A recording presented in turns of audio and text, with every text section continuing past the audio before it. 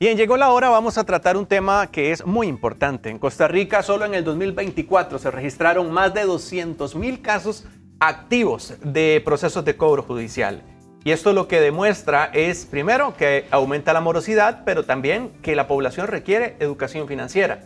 Por eso hoy vamos a conversar de este tema, para conocer uno de los procesos que se convierte en esos espacios donde hay mucho temor, donde nadie quiere entrar, pero son los procesos de cobro judicial. Y para entenderlo mejor, está con nosotros la abogada Ani Zamora, a quien recibimos en Llegó la Hora. ¿Cómo estás, Ani? Hola, Dani, muchas gracias. Muy buenas tardes a todos, muy bien. Este tema, a ver, vamos a entrar en contexto. ¿Por qué es que se llega a cobro judicial? ¿Qué es lo que pasó? Para que todos comprendamos bien y también vamos a explicar de qué se trata y cuáles son los mitos. Claro, el cobro judicial va a ser la consecuencia del impago de una deuda. Cuando hemos adquirido a título de deudor, codeudor o fiador y esa deuda cae en impago, va a derivar a un cobro judicial, que es el cobro que va a realizar el acreedor en la vía judicial. Ok, cuando alguien llega a ese proceso, como bien anotaste, entonces ha sido por un tema de no pago. De impago. En ocasiones se debe también a un fiador que ni siquiera tiene nada que ver, pero que responde a la deuda de otra persona. A una fianza. En muchas ocasiones el fiador no se ha dado cuenta tampoco de que la deuda está en impago. Cuando se da cuenta ya tiene más bien un embargo de bienes o de su propio salario. Ahora, el cobro judicial ya como tal lo determinan los tribunales, porque en ocasiones se llegan a dar notificaciones por mensajes de texto o llaman en este caso a los clientes y les dicen, usted ya está en cobro, pero ¿qué es lo que identifica realmente el proceso? Es muy importante, ok, vamos a ver, empezando porque el cobro judicial va a estar regulado en el Código Civil y el Código de Comercio. Cuando hablamos de cobro judicial es porque ya la deuda está a niveles y estrados judiciales. Antes de eso son simples gestiones de cobro que en muchas ocasiones amenazan a los deudores para que continúen realizando su pago. Pero hablamos de un cobro judicial hasta que hay o existe un expediente de cobro judicial iniciado en los estrados judiciales. Ok, entonces cuando ese expediente se abre, es donde empieza el proceso de cobro judicial, que ahí sí tiene que ver un poco lo de los mitos que tiene la gente. Entonces, si el banco, la entidad financiera, empieza a llamar, a amenazar, no necesariamente tiene que expresar que el proceso se abrió. Por supuesto. Ajá. En muchas ocasiones existen gestiones de cobro que son muy fuertes, ¿verdad? Muy frecuentes y muy abusivas, y ni siquiera existe todavía un proceso de cobro judicial. En muchas ocasiones, muchas deudas no llegan a cobro judicial porque los acreedores, no hicieron en el tiempo el cobro, ¿verdad? Podrían hacerlo en cualquier momento. Sin embargo, si lo hacen después de los 4 años que expresa la ley, se les podría cobrar o más bien la deuda va a prescribir. El deudor se va a defender también.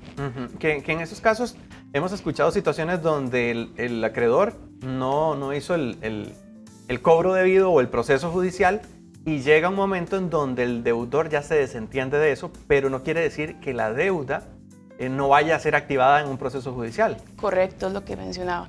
En otras ocasiones también tenemos el otro escenario que es muy parecido, que las personas piensan que porque ya pasaron los 4 años ya esa deuda está prescrita.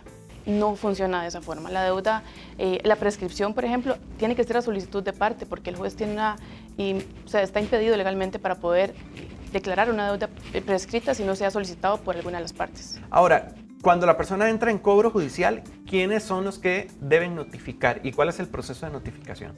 Ese es un tema bastante importante por los efectos de la notificación y por cómo se debe realizar esa notificación. Tenemos primero que los efectos de la notificación nos van a interrumpir, por ejemplo, el plazo de prescripción. Va a pasar de un proceso de conocimiento a un proceso de ejecución, que esto también va a poder hacer que las medidas, que es otro tema que ahorita vamos a hablar, se puedan ejecutar. Entonces, la notificación es un antes y un después, porque es lo que me va a informar a mí como deudora que ya tengo este proceso y que me están requiriendo el pago de forma judicial. ¿Cómo se debe hacer? Muy importante también, y es importante que los acreedores también lo hagan de la forma debida para evitar nulidades a futuro. Entonces, ¿dónde, cuándo y cómo? Se puede hacer en cualquier parte del país, siempre que sean alguna de las 3 direcciones que expresa la ley de notificaciones judiciales, que es dirección registral, que es la que aparece en el registro, la dirección real, que es donde estamos viviendo, ¿verdad?, como deudores, y la contractual, que fue en el momento en el que yo firmé el contrato o el pagaré, la dirección que puse ahí. Es mi obligación como deudora también, en el momento en el que yo me cambio mi domicilio, notificar a mi acreedor que cambie mi domicilio, porque si no, esta dirección va a continuar siendo válida para que se realice la notificación. Y si se recibe en ese lugar, aunque no sea donde viven actualmente, se toma como que fue notificado. Siempre que lo reciba una persona que aparente ser mayor de 15 años, dice la ley de notificaciones. Interesante, porque hay personas que dicen, es que yo no fui nunca. notificado, yo nunca recibí ese documento, pero eso sí sería una notificación válida. Eso sí sería una notificación válida. ¿Cómo hace la persona para saber si fue notificado o no? Revisando el expediente, es la mejor forma. Siempre a través de gestión en línea, que es la página del Poder Judicial, ahí se puede revisar y es la mejor forma. También se puede ir a retirar el expediente con una llave malla a los estrados judiciales, en el juzgado, en donde está el cobro judicial, pero yo siempre recomiendo que a través de gestión en línea, porque se puede ver el expediente en línea. ¿Qué pasa si la persona está siendo notificada con todo el procedimiento, pero no se entera? Hay días que pasan y hay situaciones que se pueden generar a partir de eso. Ese es otro punto importante a partir de la notificación. Cuando nos llega la notificación, nos llega la sentencia y nos dice que tenemos 5 días para responder la demanda, ya sea oponiéndonos, ya sea, si no respondemos, nos allanamos. Eso en derecho quiere decir que estamos aceptando lo que la demanda está diciendo, ¿verdad? Entonces tenemos esos 5 días a partir de la notificación. Si no contestamos, el proceso, bueno, les pasa a muchas personas que no contestan dentro de los 5 días y vienen a buscarlo a uno meses después. Ya ahí no hay mucho que hacer, porque en ese momento, como les digo, se allana, o sea, acepta toda la demanda y ya no podríamos eventualmente defenderlo ante el cobro judicial. ¿Podría darse una notificación falsa? Claro, se dan muchísimas notificaciones ¿Qué se hace falsas. en ese caso? Se presenta una nulidad de notificación que debe ir acompañada por la otra gestión que queremos resolver. Por ejemplo, si es una prescripción, deben de presentarse las dos en conjunto. Si la persona no sabe que fue notificada porque el proceso no se dio correctamente y pasan esos 5 días, ¿cómo logra llegar a un equilibrio en ese proceso? Presentando esto, lo que es la nulidad de notificación. Lo que buscamos es anular esa notificación y apersonarnos dentro de esos 5 días, a partir de que presentamos esa nulidad, para poder defendernos correctamente. Es como una defensa. Ahora, en este caso también se presentan situaciones donde la persona dice, bueno, ya empezó el proceso de cobro judicial, pero me siguen llamando para llegar a arreglos de pago. ¿Qué se debe hacer ahí? Aquí tenemos, bueno, también 2 escenarios y 2 cosas importantes. Uno es, las gestiones de cobro no las podemos evitar porque el acreedor tiene el derecho de hacer gestiones de cobro. Por supuesto, como a cualquier persona que nos deben podemos cobrar, ¿verdad? Sin embargo, esas no deben de ser abusivas, no deben de ser demasiado intensas, no deben de ser después de ciertos horarios, porque si no estamos, el acreedor está cayendo más bien en lo que son llamadas mortificantes o incluso amenazantes, porque en muchas ocasiones amenazan muy fuerte a las personas. Sí, porque yo te decía arreglos de pago, pero en ocasiones es ya un tema donde la persona está siendo acosada casi, ¿verdad? Es un tema ya que interfiere en la parte emocional. Y muy importante, me tienen que llamar a mí como deudora, no a mis familiares ni a otras personas. ¿Qué pasa si eso se da? Porque eso también es habitual que escuchemos casos de eso. Claro, hay sentencias de la Sala Constitucional donde condena a los acreedores por realizar estos actos, porque no son debidos. Mis deudas son mías y esto es también información que hasta cierto punto es privada, ¿verdad? No, nadie tiene por qué estarse dando cuenta en qué procesos judiciales tengo abiertos. Es decir, que el acreedor podría, en este caso, estar localizando a parientes, a amigos, hasta en el trabajo. Claro, pasa muchísimo. Incluso hay acreedores que envían correos electrónicos a recursos humanos de la persona trabajadora que también es deudora. No está mal, simplemente, bueno, no está mal, no, sí está mal. Lo que corresponde ahí más bien sería enviar el embargo, sí, judicial, ¿verdad? Es lo que corresponde, pero no hacer gestiones de cobro tampoco en el lugar de trabajo. Ahora, en este proceso de estar recibiendo esas llamadas, que bien decías, no puede sobrepasar eso, ¿qué pasa si se da? ¿Dónde se pone una denuncia? ¿Qué es lo que se hace?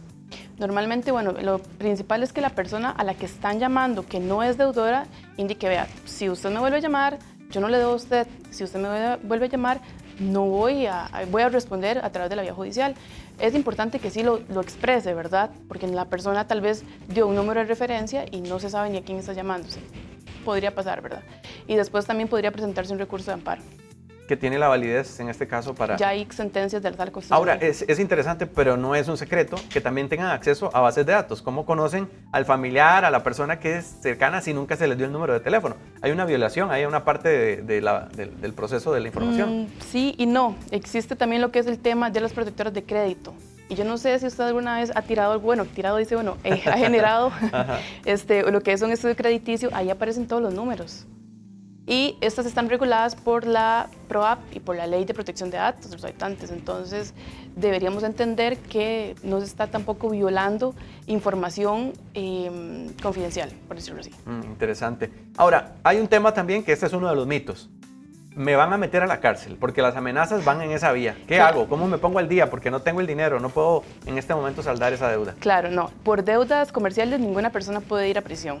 La única deuda por la que podríamos eventualmente ir a prisión es la deuda alimentaria, que es por una pensión alimentaria.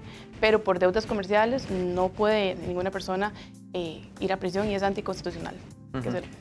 Cuando inicia el proceso, te decía ahora lo de la parte de los arreglos. ¿Se puede llegar a un arreglo de pago? ¿Se puede conciliar en este caso con el proceso abierto? Sí se puede. Lo que pasa es que yo siempre recomiendo tener mucho cuidado con esto. ¿Por qué? Porque hemos tenido casos en donde la persona está sosteniendo un arreglo de pago con mucho esfuerzo y también en un determinado momento le entra un embargo salarial. Entonces tiene que sostener su embargo salarial a pesar de que por muchos meses ha sostenido este arreglo. Entonces hay que tener mucho cuidado con eso para que quede siempre bien por escrito. ¿Por qué? Porque muchas personas lo hacen incluso por teléfono y son personas que, o sea, lo que están tratando es también de hacer que se interrumpa el plazo de prescripción para que la deuda empiece de cero. Sí, de hecho hay muchas inquietudes con respecto a este tema porque siempre quedan dudas del proceso. Me gustaría que regalaras un consejo final para que la gente pueda orientar un poquito de cómo llevar a cabo este proceso, de que no se den luego sorpresas, situaciones incómodas, te cobren de más. ¿Qué recomendarías para cerrar? Claro, lo principal siempre es contar con la asesoría correcta. Revisar el expediente de cobro judicial también es esencial, acompañarse de una persona que le pueda ayudar y generar confianza. Incluso en ocasiones también contamos o hacemos, ¿verdad?, arreglos con el acreedor cuando no hay otra forma, ¿verdad?, o alguna otra defensa. Entonces siempre es importante que la persona se informe y se asesore correctamente. Claro. Y bueno, en una situación financiera que no se pueda pagar, pues entendemos que se den estos casos, pero si usted puede pues tratar de conciliar y buscar un arreglo, pues sin duda alguna es mejor con asesoría para que no pague de más. Muchísimas gracias, Ani. ¿Dónde te contactan para que puedas seguirlos asesorando? Claro, pueden escribirme al 6259-6149 o en redes sociales como abogada Ani Zamora. Perfecto. Repitamos el número para la gente de radio. 6259-6149. Perfecto. Muchísimas gracias. Muchísimas gracias a usted.